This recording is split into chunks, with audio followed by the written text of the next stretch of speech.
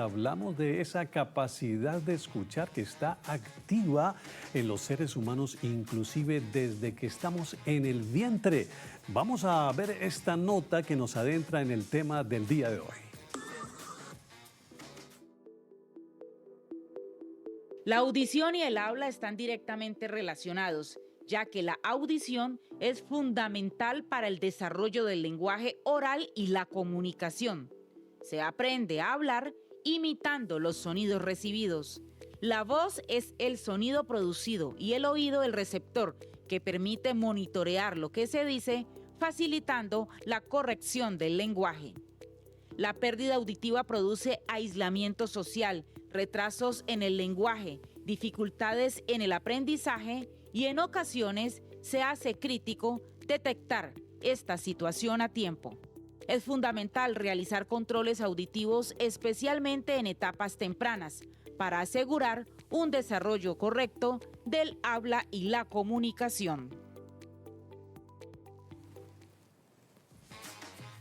A la 1:50 p.m, pues antes que cualquier cosa, explicarles a nuestros televidentes que los conceptos que se entregan dentro de nuestro martes de salud no sustituyen, como dice Mauro, una consulta médica, lo que indica que esa consulta con el especialista y a mayor profundidad llega cuando ustedes tengan ese contacto de comunicación. Hablando de la comunicación, pues Valeria Almanza está con nosotros precisamente esta tarde para contarnos un poco acerca de los problemas o las afectaciones más comunes en el tema de habla y escucha. Esto le compete a una fonoaudióloga y por eso está con nosotros. Valeria, bienvenida. Muchas gracias por la invitación el día de hoy. Muchas gracias. Bueno, Valeria, contémosle un poco a nuestros televidentes de esas afectaciones más comunes que se tiene frente a la voz o al habla y a la escucha, que es muy importante. Dentro de, hay personas que van perdiendo este sentido, que para mí es uno de los más importantes, el de escuchar, que tiene que ver mucho con el equilibrio también, el tema del oído, y otras personas que no cuidan su voz o que tienen algunos temas de pronunciación por trabajar. Listo, vamos a iniciar hablando de la audición, ¿sí? Empecemos hablando que la audición es la entrada principal para adquirir el lenguaje. Entonces, cuando hay una limitación a nivel auditiva, el cerebro no aprende a recibir esos estímulos sonoros y a interpretarlos como lenguaje.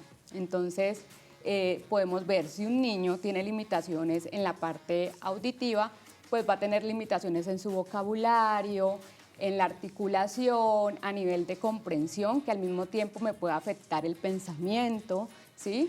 Y también va mucho más porque puede afectar la interacción social, la regulación emocional y finalmente la autoestima de este niño.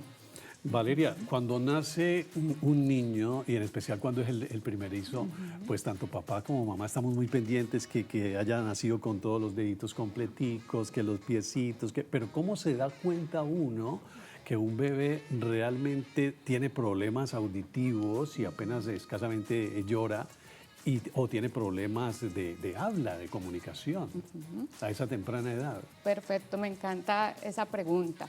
Si bien nuestro sistema de salud debe asegurar el tamizaje neonatal, que debe ser al mes de nacido y a los 3 meses, para poder iniciar una intervención temprana máximo a los 6 meses, ¿sí? En casa nosotros también podemos identificar síntomas para hacer esa detección oportuna. Entonces, en el caso de un bebé, si vemos que no reacciona a ruidos fuertes, eso es un riesgo. Si hay prematurez, es riesgo. Bajo peso al nacer también incide en esto. Si tuve dificultades en el parto, ¿sí? Como una hipoxia, cuando el niño nace moradito, con falta de oxigenación, puede ocasionar esto una pérdida auditiva. Si el niño ante la voz de la mamá no entra en calma, también puede ser un indicio. Entonces, hay muchos síntomas que la familia puede identificar para hacer esa detección oportuna. Valeria, algo muy importante y es que estamos hablando de lo que pudiera pasar desde los primeros años de vida o considerarlo congénito, pero pasa mucho que hay personas que pierden la audición a otras edades. Hablo de, no sé, en la niñez, ya niñez con conciencia, ya aprendieron a hablar, ya tenían un contacto de comunicación, y luego más adelante hablamos de adultos y adultos mayores que pierden este tema de la audición. ¿Cómo se vive cada una de esas etapas? basados en que en unas pues es mucho más manejable que en otras. Digo, yo soy una persona que tiene 40 años y digamos que será más fácil para mí porque ya conozco los fonemas, ya conozco los sonidos, pero pues un niño de 10 años que está en ese desarrollo y además que hablemos de los factores que hace que se pueda perder en cada etapa de esas. Listo. Voy a empezar hablando un poco de las causas para que aprendamos pues a identificar. Digamos que si yo soy una persona que mantengo en exposición a ruidos fuertes, eso ya es un factor de riesgo. Si tengo antecedentes familiares con pérdida auditiva, también es un factor de riesgo. Si yo mantengo con infecciones en el oído, otitis recurrentes no tratadas a tiempo, también se me convierte en un factor de riesgo para adquirir una pérdida auditiva. Si uso audífonos constantemente a una intensidad muy alta, también eso me puede generar una pérdida auditiva. Tú me hablabas de en los adultos que podemos ver que empiezan a escuchar música o escuchar el televisor a volúmenes muy altos. Un saludo para mi papá. Repetición constante de lo que se dice, ¿sí? Ay, no. Sí. Pues a veces también es porque somos desatentos, pero puede haber de base una pérdida auditiva. Cuando el adulto comienza también a aislarse porque obviamente no entiendo lo que estamos conversando, Claro. y eso genera risa y chiste en los demás y yo ya me empiezo a sentir mal y termino pues aislándome. Y también cuando empiezo a entender una palabra por otra, entonces en los adultos es mucho más fácil como identificar estas conductas. Y también pasa algo y es que en el adulto la voz empieza a cambiar, empieza a ser mucho más nasal, más plana, no hay prosodia, ¿sí? ¿Qué es prosodia? Prosodia es la entonación, el acento, yo poder hablar con esta fluidez, sino que empiezo yo a hablar plano, ¿sí? Entonces, todos estos síntomas me ayudan a identificar. Valeria, digamos que a qué edad es que hay que prestar atención si un niño no está hablando como realmente uno quisiera. Recuerdo tanto que estando muy chico me llevó mi madre a donde el médico, que porque yo hablaba enredado, que hablaba enredado como media lengua, y entonces el médico me examinó y lo examinan a uno así, y no, tranquila que él va a ser un gran orador, le dijo, y no se equivocó. Pero entonces, ¿a qué edad realmente tenemos que poner atención a eso, ¿no? ¿A qué edad? Desde el nacimiento. Sí. Entre más temprano yo logre identificar la pérdida auditiva, mejor va a ser el pronóstico de desarrollo de este niño. ¿Por qué? Hay unos periodos críticos y óptimos para ese desarrollo del lenguaje a nivel cerebral. Digamos que hay una plasticidad cerebral que está muy activa durante los primeros años de vida. Es como si el cerebro fuera una esponja, ¿sí?, que quiere absorber información y aprender para poder hacer engramas. Si hay una limitación a nivel auditiva, ¿qué va a pasar? Ese cerebro no va a crear esas estructuras para que ese niño pueda desarrollar el lenguaje. Entonces, si la pregunta ¿a qué edad? Desde el nacimiento yo tengo que estar presente a esos signos y síntomas que mencionamos ahorita anteriormente. Si el niño no responde a ruidos fuertes, si cuando está llorando no se lleva la calma con la voz de la mamá, si no hay gorjeos, que empieza a hacer el bebé, ni balbuceos ni murmullos, ahí eso ya puede ser un indicador de riesgo. Hay dos problemas muy comunes asociados con el tema de comunicación, Valeria, que quisiera que tocáramos en esta tarde. Uno son los tartamudos. No sé si es un tema técnico, así se llama. Se llama disfemia. Okay. Coloquialmente. Socialmente se conoce como, mejor, de una manera más... Sí, más de la calle, se conoce de esta forma. Y la otra, que es muy común, es la pronunciación específicamente de la letra R. Y entonces esto constituye no solamente un problema de comunicación, sino también un problema psicológico para las personas, porque llega el bullying y llegan unos temas de baja autoestima frente a. Hablemos específicamente de las dos, que claramente, y no soy especialista en el tema, se presentan desde la niñez, ¿es verdad? Uno no se le puede olvidar pronunciar la R, o no sé si vienen inconvenientes en los que una persona pues se demore para hablar.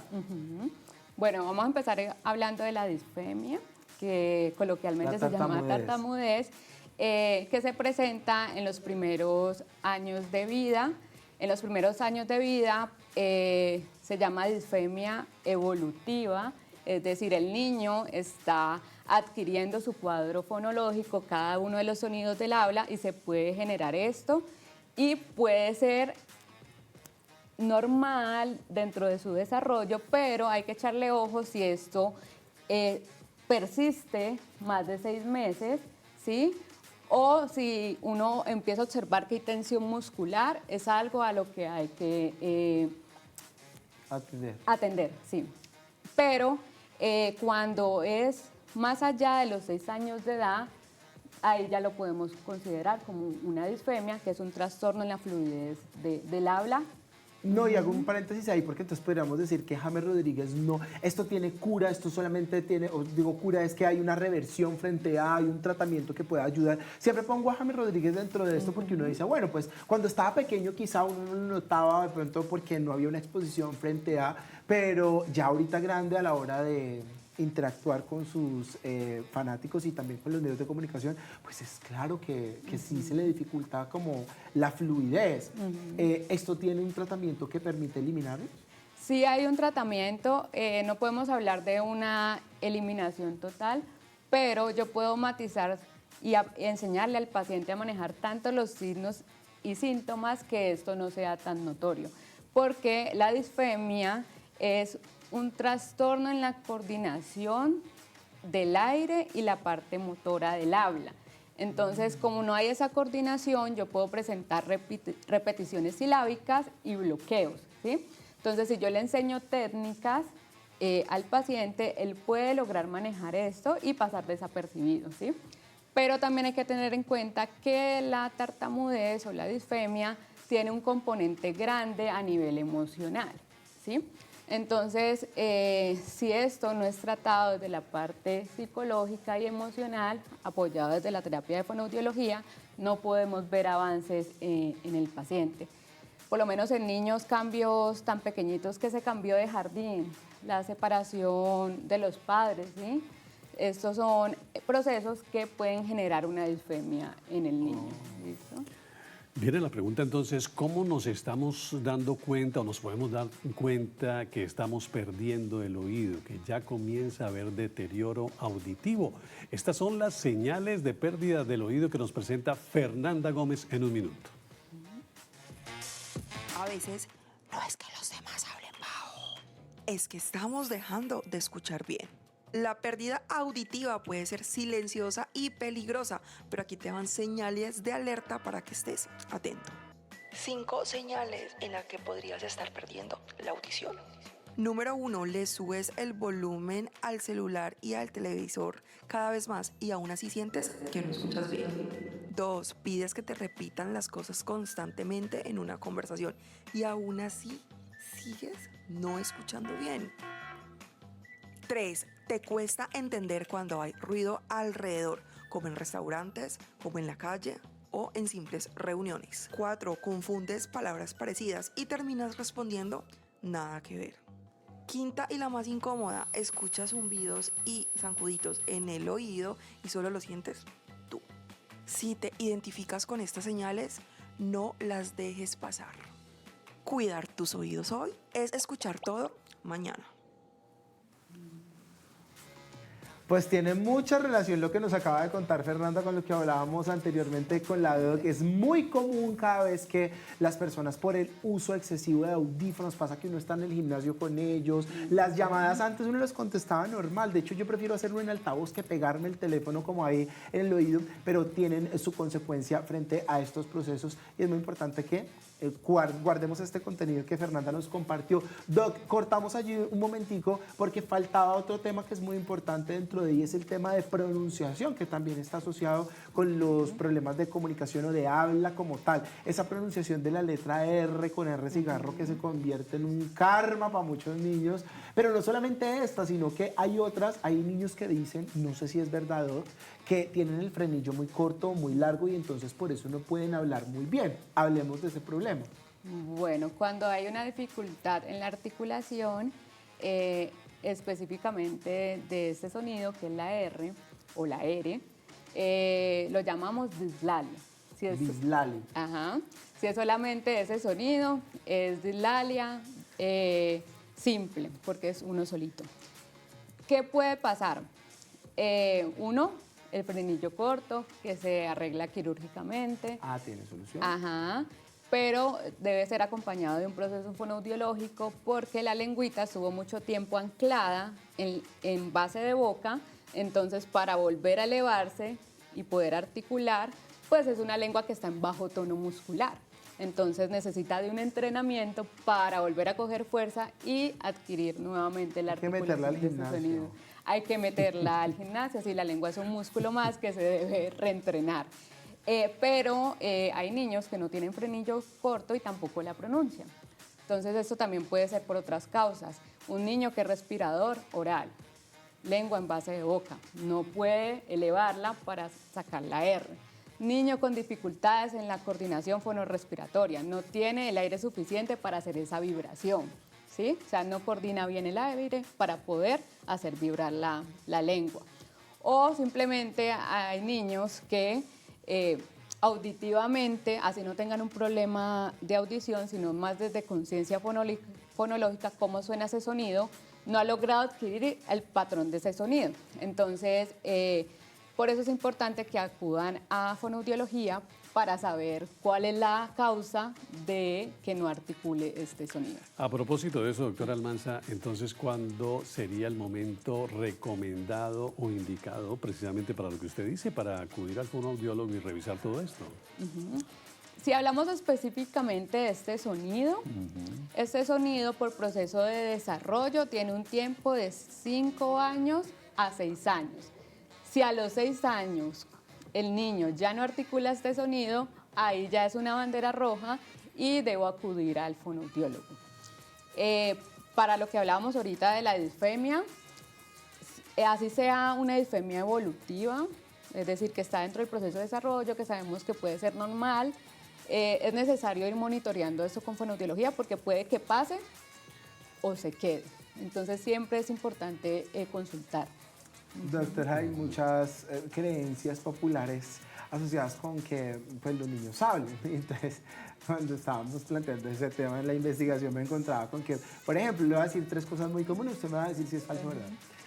Dicen que cuando los niños no hablan o están en ese proceso de, según la ciencia, después de los 3 años ya hay una emisión de sonidos que permite indicar, no sé si estoy equivocado, que indica que el niño tiene un indicio de comunicación. Entonces decís que uno pusiera a hacer burbujas a los hijos. Y yo decía, pero ¿cómo va a indicarle a un niño de 3 años que hace burbujas? ¿Esto es cierto o es falso?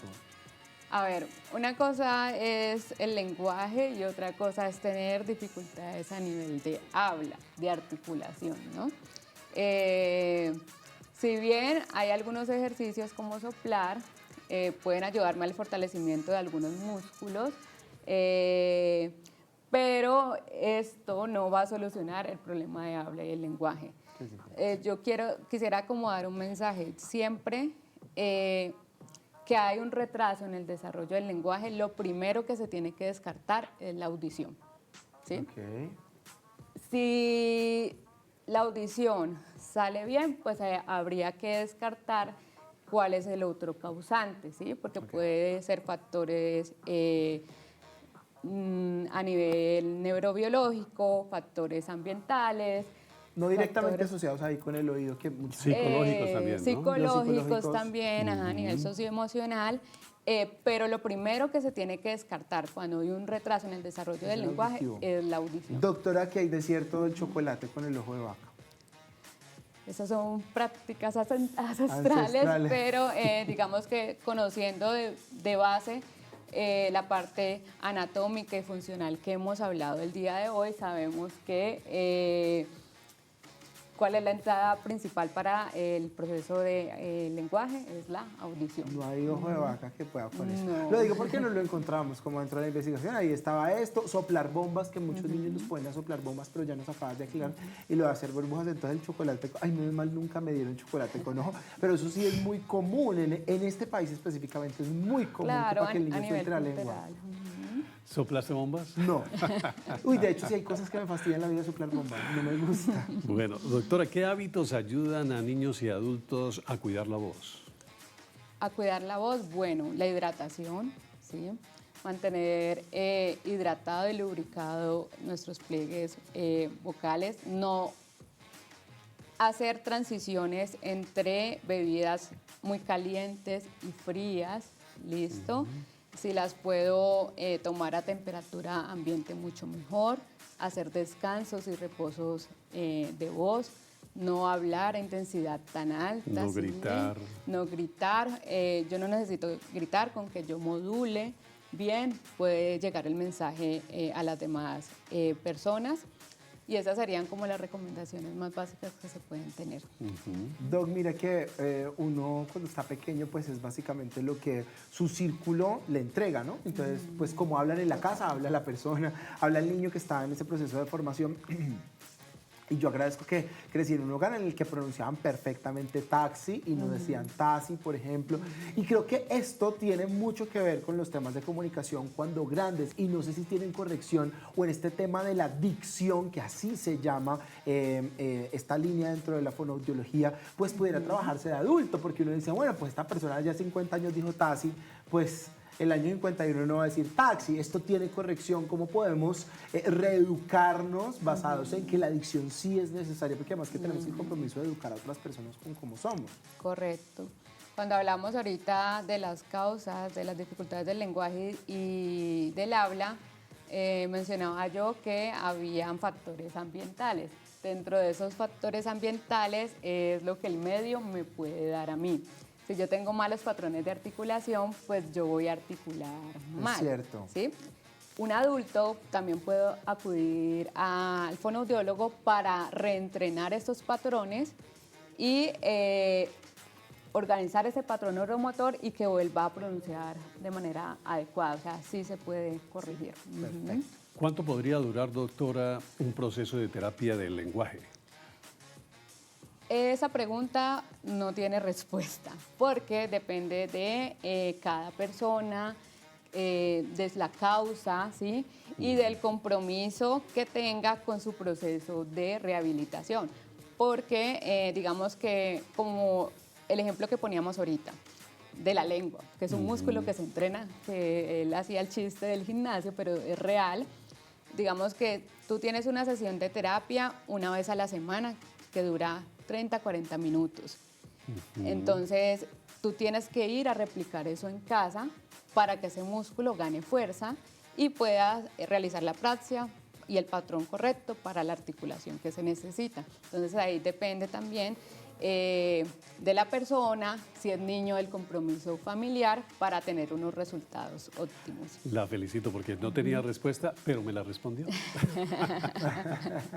Pues Doc, muchísimas gracias por habernos acompañado. Allí está, creo que bastante claro el tema abordado desde la fonoaudiología, y es que es muy importante identificar si hay un patrón de la escucha que está fallando, porque allí puede empezar todo a partir de lo que no solamente se escucha, sino también lo que se dice en ese ejercicio. Es muy importante. A las 2 de la tarde, 12 minutos, les queremos contar que en Telepacífico Noticias hay una serie de reportajes bastante estructurados, además, que abordan temas de interés general. Entre tantos, doctora y Mauro, pues nos han entregado un capítulo especial acerca de la disfemia. Ya nos contaba la doctora que la conocemos coloquialmente como la tartamudez, pero se han recogido una serie de testimonios de personas que viven con esta patología y la compartieron para nuestros compañeros de Telepacífico Noticias, que por si algo está completísimo este informe en su canal de YouTube. Por ahora, un poco de lo que conocimos en esta investigación. Hola, soy Mariana.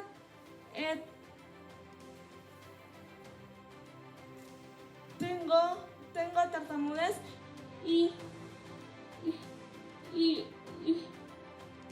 lo que me apasiona.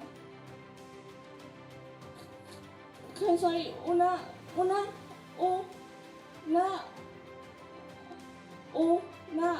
apasionada del cine.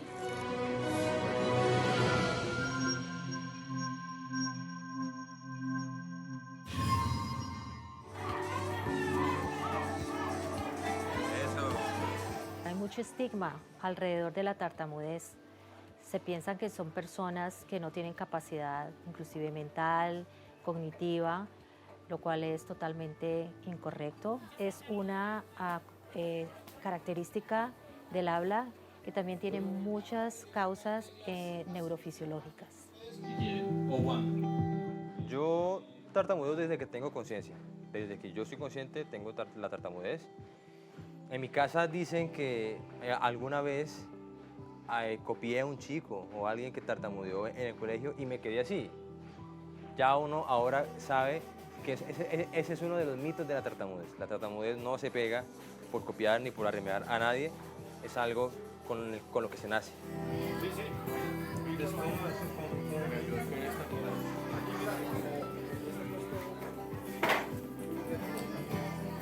Cuando uno está pequeño uno tiene esa perspectiva y uno se llena como de odio, de rencor, de resentimiento. Lo que pasa es que, claro, ya soy un adulto, ya manejo el tema diferente. Pero mi niñez fue caótica, difícil, fue muy triste. Pero aún así no lo tomé nunca como un limitante y pude desarrollar mi vida de forma normal.